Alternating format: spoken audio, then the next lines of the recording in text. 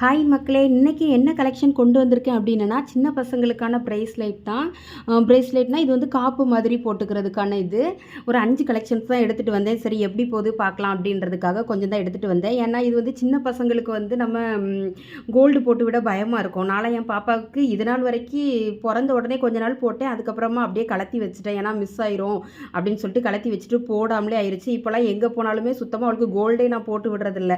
ஏன்னா அவள் கலத்தி போட்டு வந்துடுவாளோ அப்படின்னு சொல்லிட்டு போடுறதே கிடையாது.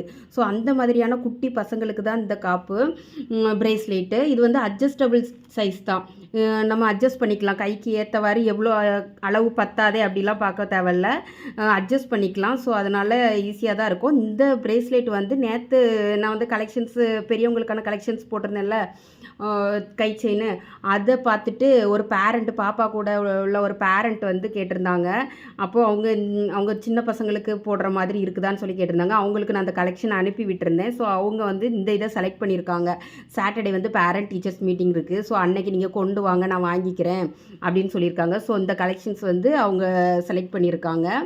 வேறு இதெல்லாம் வந்து உங்களுக்கு வேணும்னா சீக்கிரமாக ஆர்டர் பண்ணிக்கோங்க. நீங்கள் ஏன்னா உடனே வந்து போயிடும். ஸோ அதுக்காக தான். வேறு நீங்கள் எது கேட்டாலும் போயிடுச்சின்னு சொல்கிறீங்க அப்படின்ற மாதிரி நீங்கள் நினச்சிடக்கூடாது. நேற்று போட்டிருந்த கை செயின்லேயுமே நிறைய பேர் புக் பண்ணிட்டாங்க. ஸோ அதனால் சீக்கிரமாக எதாக இருந்தாலும் நீங்கள் செலக்ட் பண்ணுங்கள். வேறு கலெக்ஷன்ஸ் போனதுக்கப்புறமா அக்கா கலெக்ஷன் போயிடுச்சின்னு சொல்கிறீங்களே அப்படின்னு நினச்சிட்டு யாரும் வருத்தப்படாதீங்க.